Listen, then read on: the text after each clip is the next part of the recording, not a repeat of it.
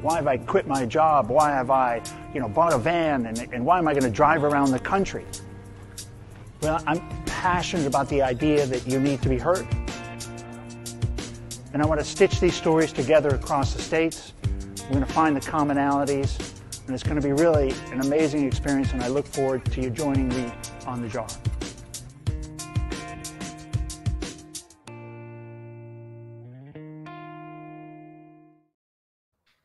Hey, everybody. Welcome back to Mental Health Today. I am your host, Ken Stearns. And today we got a really interesting guest. Kind of excited to get into that part. But just before we get into that, a little background, that video you saw right there is just me and the beginning. It's about 18 months ago before I started the Traveling Show podcast. And just my thought that there would be some common thread among the guests that I would meet, and I'd try to come back and visit on that. And so I play that as a kind of a reminder to myself, and then to cue into the audience. Show's all about mental health, because what I saw on the journey around the country in the first half, 200 interviews, everybody had that thread of mental health, and the journey of them overcoming it was never straight. Finding help was never straight. And a lot of those people turned that life experience into a passion or a purpose for how they would go out and face humanity. Super inspired by that. And that's why I started the nonprofit, to see if I can help some of those people that I meet in the future with a little bit of extra money to get started, because everybody was bootstrapping it and they were going to be doing stuff in the community locally, and they knew what it was like to be alone. So I thought they're great people to help. So I started that. I started this podcast to hear other stories, to get inspired by other people in the space, other leaders. And, Kevin, you're doing some really cool stuff. And I think it really deserves some highlighting. And then, the bonus is of course, I don't know your background story on that part, on how you got in there. And that was a great pre-chat. So I'm glad we didn't spoil it, and I don't know too much. Big welcome, Kevin. Thanks for being a guest. Thanks for carving some time out of your day. Tell us what you're doing. How did you end up with this? I mean, it's a great concept and a great name. How did you end up here? And tell us a little bit of the background. Yeah. So first of all, thank you for the kind words. I appreciate it. All the love. You and I had a great chat behind the scenes, and love the energy, love the mission. I'm all about it. So anything I can do to support, I'm always there. So yeah, it's very interesting. Really, the beginning is I was raised by my mom and my grandmother. I didn't know my dad. I didn't meet my dad until I was 27. That's an important piece of the story, because that obviously has shaped the man you see in front of him. But other than that, the interesting thing that happened to me was when I was 25, I had a high-paying job. My girlfriend was a model. I had a sports car. I had the body of my dreams, Ken. I just won a bodybuilding show. I had it all of it. You not only had the dream, but it was validated. Everything was there. Like your body is, you are a winner. I got a trophy that says I got a good body. You can't really beat that. But all of that stuff that I got, I achieved, I attracted, whatever you want to consider it, all of that was external, and I expected that to fix my internal voids. And it didn't do it. So my girlfriend left me. I was just a shell of myself. Work got slow. I kind of lost it all there for a time. I went all in on making money. I made $100,000 that next year. And I had another similar moment at the end of the year where I opened my pay stub and I expected to feel all these feelings internally. Yeah, $8,000.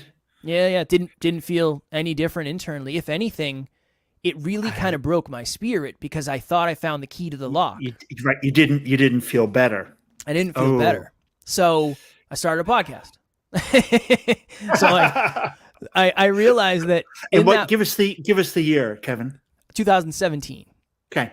So in 2016, I made six figures. At the end of the year, I said, I'm living very unconsciously. What's the opposite of unconscious? Hyperconscious. So I started a podcast called the Hyper Conscious Podcast. That was where this all started. And that is so cool. I love that. I appreciate it. And I was just having cool conversations with cool people. That was it. There was no business plan. I didn't know what was going on. Just start. Messy action. I'm good at messy action. I love messy action. Right? I fell in love with podcasting. Okay. as I fell out of love with my job because I've already reached the pinnacle here and I'm not willing to do what it takes to get there again. Not interested. I don't want it. I don't want it anymore. I don't want that success. Not willing to do it. So I start calling out of work. I start leaving the job sites early, showing up late. I am no longer a model employee, but I don't really feel like I have a way out, right? I have a reputation. I have bills. I feel like I'm stuck. So it's like suicide. It's like corporate suicide, right? It's job suicide. It wasn't good. It wasn't good. But even worse than that, I was in a hotel room 6 hours away from home because we worked a lot. We were on the road for most of the time. If and you make that kind of money, it's not easy. Not easy. Grind. It was a grind. Yeah, it's a grind. My alarm clock goes off. I sit up, slide to the edge of the bed. And the best way to explain it is that morning, it was like there was 10 televisions going on in my head at the same time, and every single one was on a different station. And one is saying, you're stuck at this job forever, right? I've been having these, I want to get out of here. I can't do this anymore. I'm so sick of this. I'm sick of living on the road. I want to be home. I want to sleep in my own bed. You can't leave this job. You do not get opportunities like this. Never mind, leave them behind. If you do leave, Ken, what are your friends going to say, and what is your family going to say? Oh, you're an idiot. Yeah, 100%. Okay. And especially when I come back with, I have a podcast. I'm going to be a podcast. That's what I'm going to do. I mean, isn't it the obvious play? Are you guys this slow? Nobody knows? So, oh my God. The big problem for me was, and this is the serious part of it, the big problem for me was I thought if I took my life, I would take my problems with me. And here I am 6 hours away from anybody who cares about me in a crusty hotel room. When I say crusty, I mean blood on the bathroom walls crusty. We weren't staying at the Hyatt. And I had that thought of, if this is what life is, I don't want to do it. I do not want to do this anymore. For 50 years? Right, forever. Is that what we're going to do? Right? We're never going to be happy at work. We're never going to enjoy what we do. I'm going to live on the road forever. I can't hold a relationship down. There's got to be more to life than this. There has to be. There has to be. So I reached out to one of my buddies, and I kind of explained to him what was going on. And he's my business partner now. So that it was the right person to reach out to. You called the right person. I called the right guy. And he said, Kev, over the last couple of years, your awareness has changed a ton, but your environments have remained the same. I think it's time for you to change your environment. So I ended up leaving that job 3 or 4 months later. And we went full-time into being very broke podcasters and very broke entrepreneurs, trying to figure out everything. Right. You're trying to figure it all out. Everything. What a lucky, interesting that his statement that you've grown, but your environment has stayed the same. What did he mean? He has been my mentor. He's okay. When you think of somebody who is self-improvement, it's him. It's Alan. Okay. He knows things that I don't know how any human could possibly know. He's a wizard with a lot of things. So he said, Kev, you're all about hyper-conscious. I mean, you've become hyper-conscious, but your environments are just still old Kevin. You haven't evolved your environments yet. Oh, you're incongruent. Yeah, and that's why you're feeling. Yeah. That's why you have 20 TVs. Right. I don't feel like I belong here, but I don't belong in the new life yet. Like, what am I? I'm in between two lives. Jeez. So where did it go from there? You got this podcast. You're young guys. I mean, you're 27 at the time, 26, 27. Yeah. Yeah. So Alan and I said, okay, we're gonna do this full time. Alan had left his job a couple years earlier because he was struggling too. Right, he had a 6-figure income and he left. Wow. In the very beginning, Ken, this is usually the weird part. We didn't focus on making money. We didn't focus on a business plan. We focused on our characters. I didn't really like it's not that I didn't like who I was, but I hadn't done a lot of work on me. On me as a human being. Yes. So that's where I started. I started saying, okay, what are the things I'm afraid of? All right, let me approach those things and let me prove to myself that that's not the end of the road. Okay, well, what are my weaknesses? What are my insecurities? What are the things about my character that I just don't like? All right, let me work on that. What are the hard but necessary conversations I have to have with Alan about his character and vice versa? In the very beginning, we were just hanging out, philosophizing about life and the universe and relationships and energy and success. And we were just hammering out podcast episodes. That I love. Messy. What did you call it? Messy action. Messy action. Okay. I love it. Mine is I'm a momentum. Mine's momentum. Just go. Yeah. And course correct. Course correct. But I like messy action though. In the beginning, it's messy action. It kind of always is. It should always be a little messy. Right? It kind of always is. Like even our conversation, this is messy action. We're just going to figure it out as we go. And I love it because you and I have done this enough. But it's hard when I get asked that question. People say, one of the things I get often is like, what did you do to not fix your mental health, but improve it? When I left my job, my mental health got infinitely better. Infinitely better. Yeah, like boom. Yeah, it was weird. But the other thing too is when I started feeling fulfillment, things started to change. Fulfillment, the soul's recognition of being on purpose with the growth and contribution that you are meant to have. I get the chills when I say that. Yeah, it's versus punching a clock. The two different things. Two different things. I asked for the pressure I'm under today. It's constructive, right? It's me growth. on the it's growth. It's fertilizer. I asked for this. The problems I have today are the problems I would have wished for 5 years ago.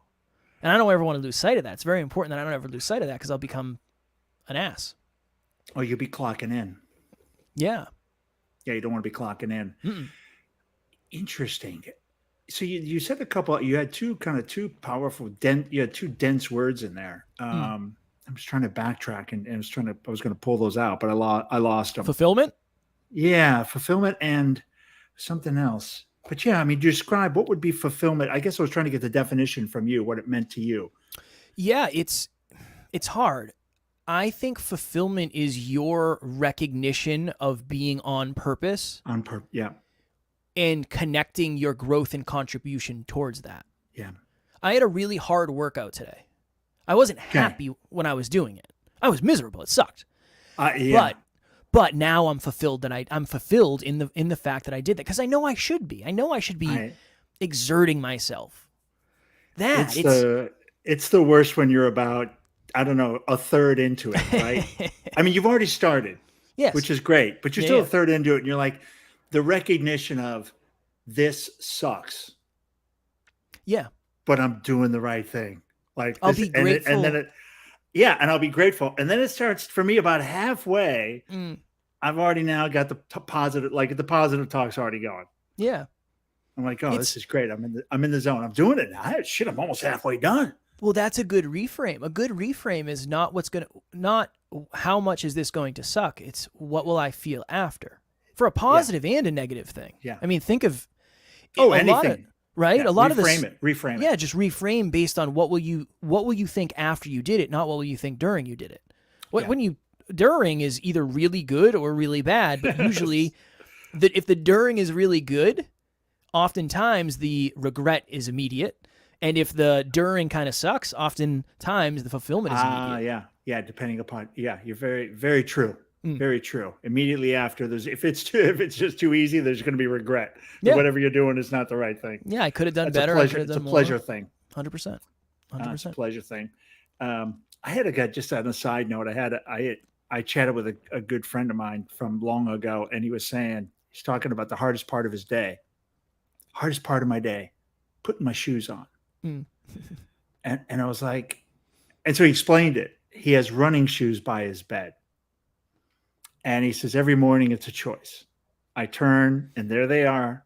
And if I get those on, I know I'm going to have a great day because I'm going to go out and run. Once the shoes go on, once I tie that second lace, it's like go time. Yeah. And he's describing, he's like, once I snap that bow in, it's go time. My shoes are on, I'm going, and it's done. I'm already at the end of the 5 miles. And he's but I have that conversation every morning. Shoes on, shoes off, shoes on, shoes off. You'll have a cup of coffee first. Not the answer. Not the answer. Yeah. Put the hardest part of the day. What are you doing how has this led to what you're doing now? Yeah. So how do you put all this together? In the beginning for us, it was just passion, like I said. And then eventually I didn't have any money, and I was like $35,000 in debt, and I was trying to figure out, I couldn't fix my car. It was brutal. So we started coaching people. We're talking about self-improvement on the podcast. So our podcast is holistic self-improvement. Okay. Life, love, health, and wealth, right? All of the stuff, not just how to make more money, but how to love yourself more, how to have a better relationship, all of that. Well, we're talking about that on the podcast. There's got to be somebody out there who wants a deeper level of help. All right, cool. I can coach. That's where we really started. Then I got 5 clients. Alan had 5 clients. Then I had 10 clients. Then Alan had 10 clients. And then from there, it was like, well, we should have a Facebook group because not everybody can afford to coach. All right, cool. Let's get a Facebook group. Genius. And from there, it was just, we just kept going. And now we do 7 episodes a week. We do an episode every day because if we're going to be there to support you, we better be there every day. I can't claim that I want to help you more than anybody else and then show up 3 days a week. It doesn't work that way. I can't do that. It's not how it works, right? For 3 hours a week, I'm with you. the other hours I'm on the radio. Don't call me. But that's really, as it became like more of a business. Yes. It was, okay, how do we deploy value? So how do we deploy value here? And it really is that. We have a business model where no matter where you are from your self-improvement set point or financial set point, you're not going to get left behind. And who's doing the Facebook? Is that the community help out? Is that just become a community resource where people go? Or do you guys run and offer free? So you keep control on the messaging and the dialogue and the lessons and we post them there every day, every single day. Something in there every day, messaging, recaps. Yeah, because maybe you just need inspiration. Maybe right now you just need a little inspiration. You don't need something super deep. It's one of the things we've realized, and I think this is one of the big things when it comes to mental health, honestly. We've realized that most people, in our community at least, they lack self-belief and they lack self-worth. Those are the 2 big ones. So self-belief. So they don't believe that they can do what they think they want, but they also have limiting beliefs. They don't self-worth. They don't even believe in. They don't feel like they deserve it.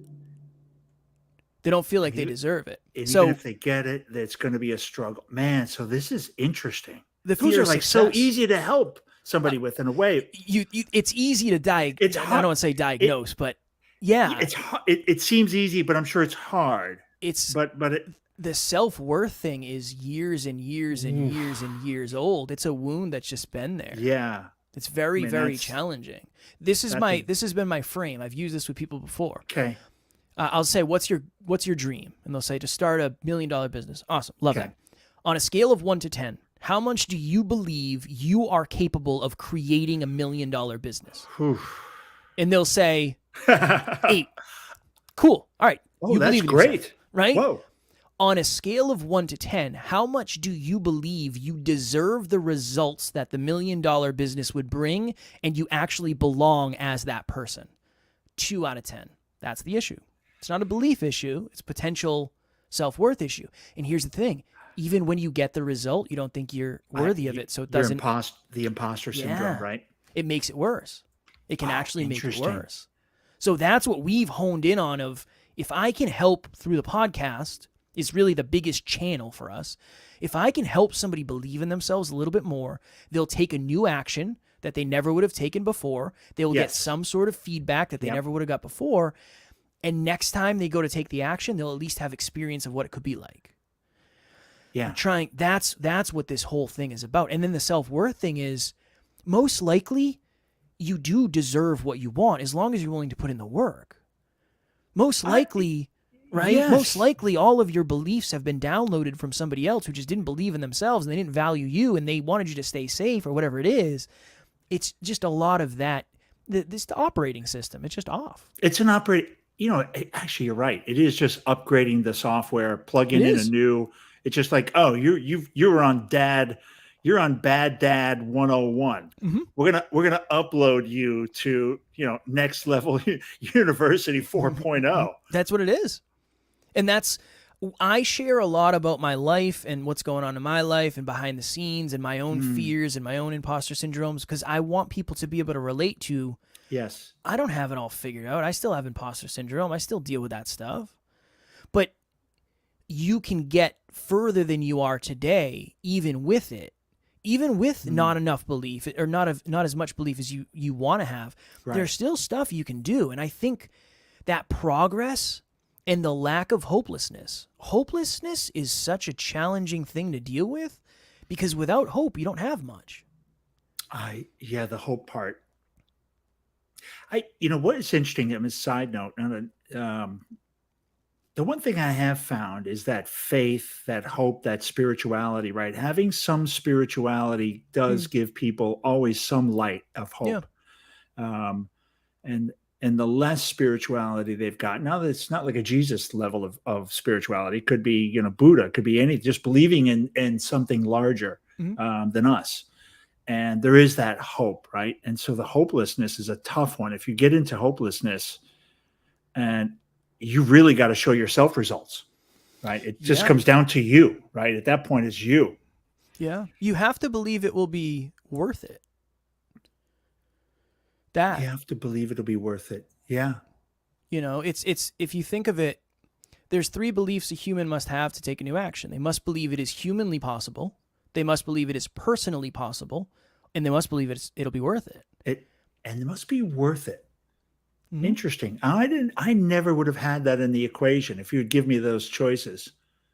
Totally would see the belief thing that it's possible. Might just be an unconscious competency for you, where it's just you won't do anything unless you believe it's worth it anyway. Yeah, probably. Yeah, it would already be that way. Yeah, I would imagine, and that for sure I would believe anything's possible. I don't think, which just goes, like none of those, I don't really have any of those limiters. Which is great. Sadly, my belief process doesn't have any governors.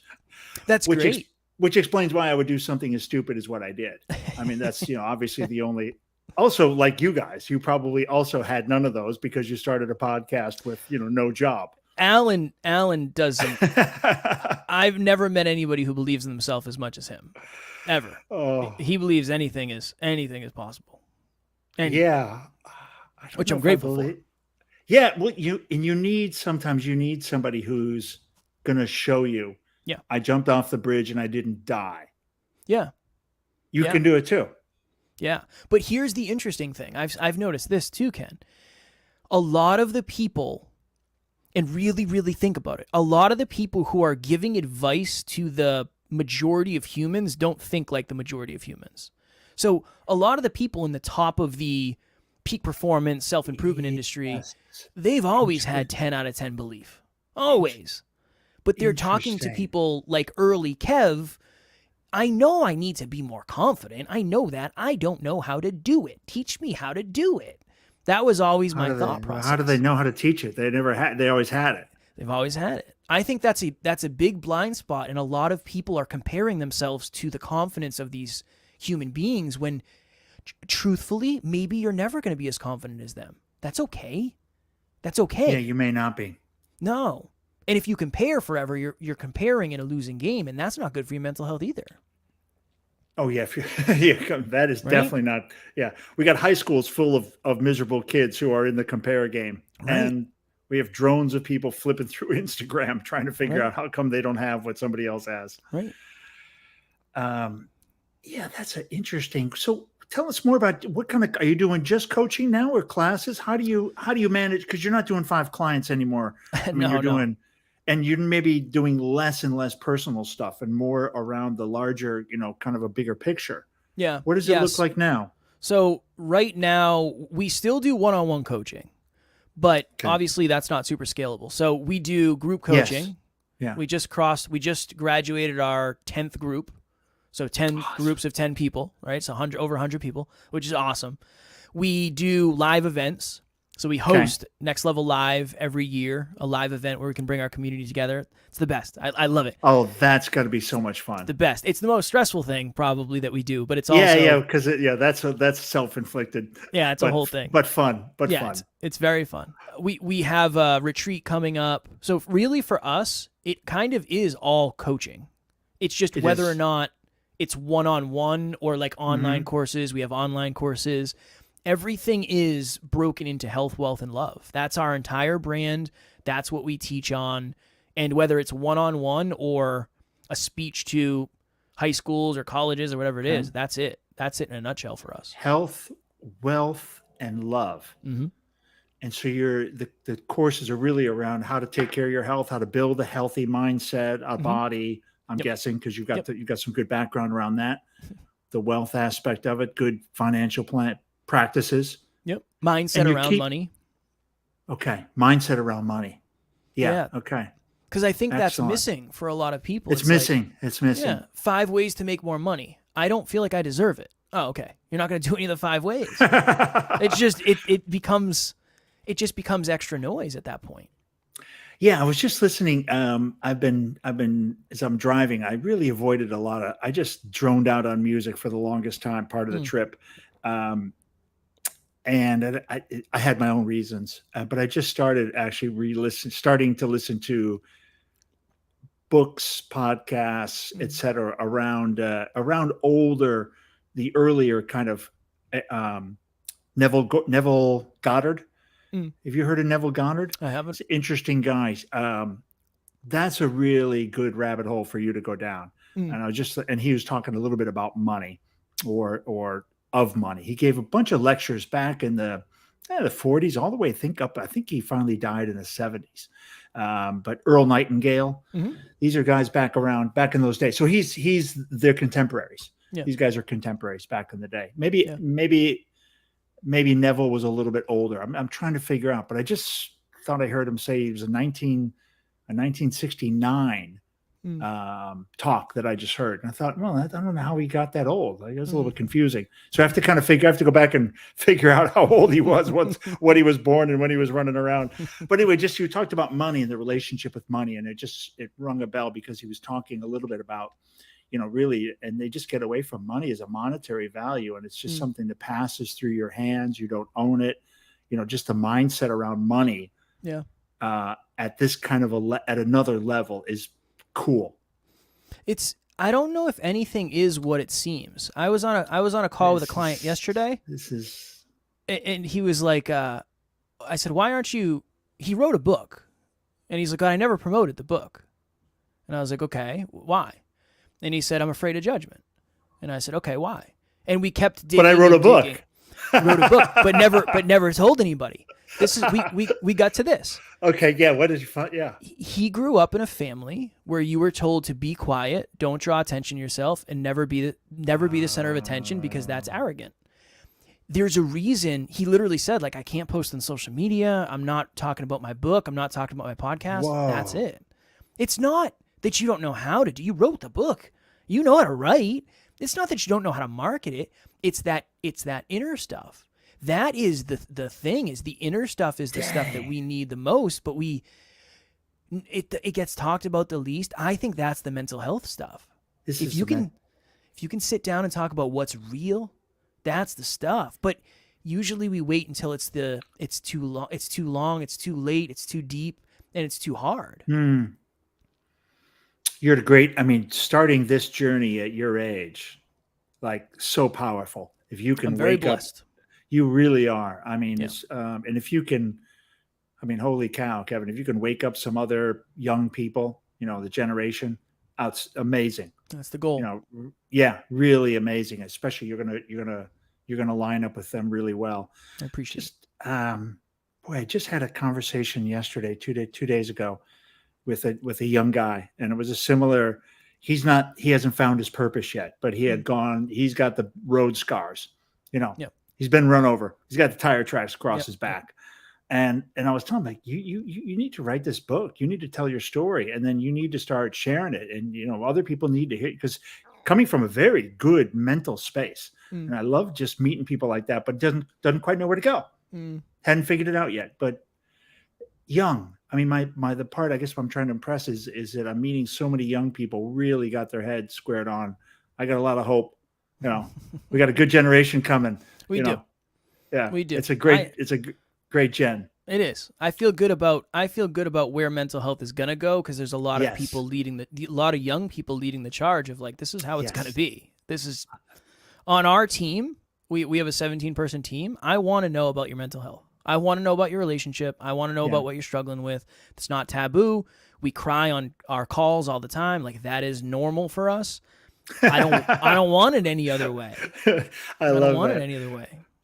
I could imagine my Zoom calls back in the day, and my insurance with my insurance boys, and a couple of us breaking down because we're having a rough week, or this happened with the family or something, and everybody would just be like, "Oh yeah, they're going to be gone next week." Yeah, I can imagine, right? I can imagine. HR would have you in the office, and you'd be out the side door. Yeah, but it's different now. It's really different now. Yeah, it is different. It is different. And I love it. I'm just bringing on 4 interns, young, all young, around 20 years old. And, just super exciting because I love working with young people. It was one of my favorite things in corporate. And so the fact that I can start up an intern team and they're all interested, and it's on this show. They're going to be facilitating this show very soon. Nice. Doing some of the advertising and the post work and the launching and stuff. And they'll launch your show. They'll produce your show.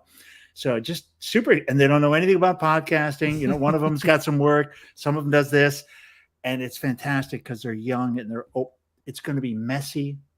Of course. If I can assist on helping them learn, let me know. Yeah, it'd be great. I mean, maybe I'll get you some coaching. Just get them on with you and I'd love to, and for sure turn them on to the website. Yeah, sure. It's great fun. I've got a good friend of mine from Asia is started a Gen Z consulting company, and he's I would kind of call him a translator or a bridge between Gen Z and corporate, because he's been very corporate. He's with me. He knows corporate inside and out, up and down, and he's worked with so many young people the last 10 years of his career. He's just like he just did it naturally. Yeah. So when he left corporate, he's like started up this great company. And so I'm using him as kind of an onboarding coach. And and also just to get him a chance. He's in Asia, so he'll get a chance to meet and work with some Western, although a couple of my, most of my team, it's American. So it's, it's all mixed up, right? It's American. It's a melting pot already. You get 20-year-olds and it's mixed up. Yeah. And so it's going to be a lot of fun. Keeps things fresh, keeps things interesting, a lot of perspective, a lot of lessons. It's always good. A lot of different culture coming together, different perspectives, different, growing up different households, different ways, all will look at the same thing a little bit differently. 100%. What a value. What a value. 100%. Kevin, man, we're at the end. How about some thoughts, and maybe just share a couple of things before, like some closing thoughts. Maybe what's next? What do you got? Because I mean, you guys are here. It's peak to peak thing, right? You've kind of taken it up a few, and you're kind of at a plateau, and it's good. and you've built a foundation. Yeah. What are you guys talking about in the dark room together?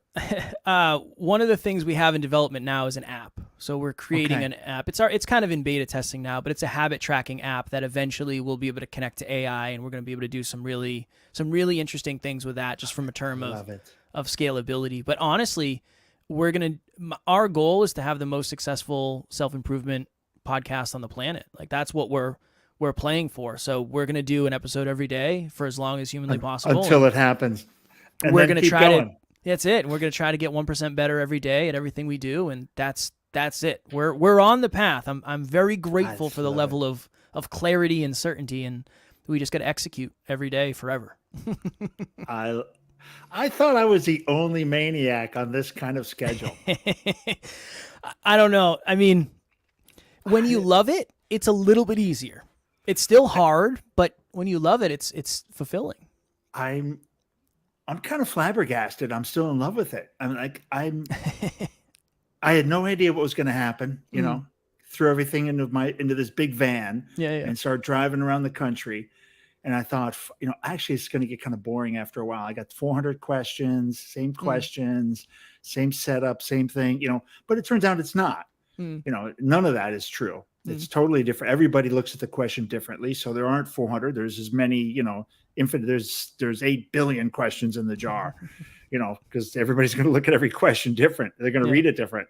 plus the 400. So there's 444 billion questions, or whatever times 8. I don't know. Point is, if you're loving it, it's never getting old. And I'm absolutely, like you said, energized. She's a man. I got today. I did 2 podcasts. I did one in person, and then I rushed back to see you and to get as I was explaining beforehand. So yeah, the energy is there, man. We can do. If you're not working, you're just loving life, and I think we're helping people. I think that energy, man, that little, accidentally somehow that kind of bleeds back to us. I agree. I can't imagine doing anything else. People always say, like, if I took the podcast from you and you had to start from scratch, what would you do? It's like, good luck taking it from me. There's no way. I'm not going to give it up. Yeah, no, not a chance. No, this is it. This is everything. It's a great question, though, Kevin. What do you do? And like that gives me some pause. Like, if I don't have this, what am I doing? I don't know. Starting another one? Starting another one. People ask me, what are you doing? When the traveling show finishes, what are you going to do? And I've got about, I've got 280 episodes done out of 340. So I got another 160 to go. I don't know, like it's going to, whatever it is, will be there when I finish.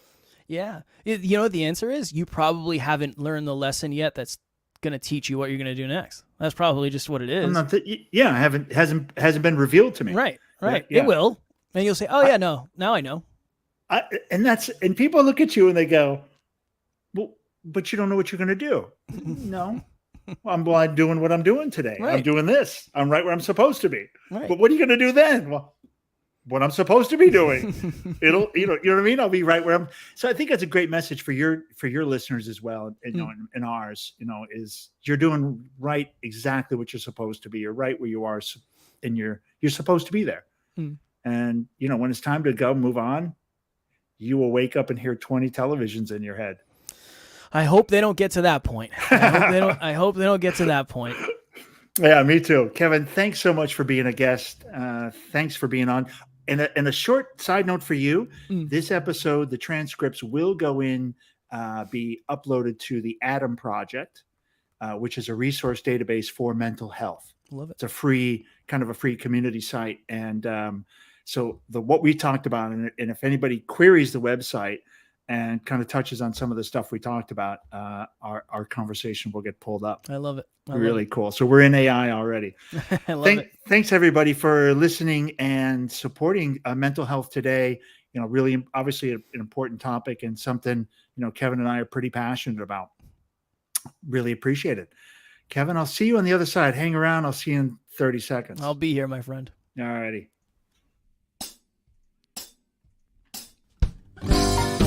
Yeah, loose, baby.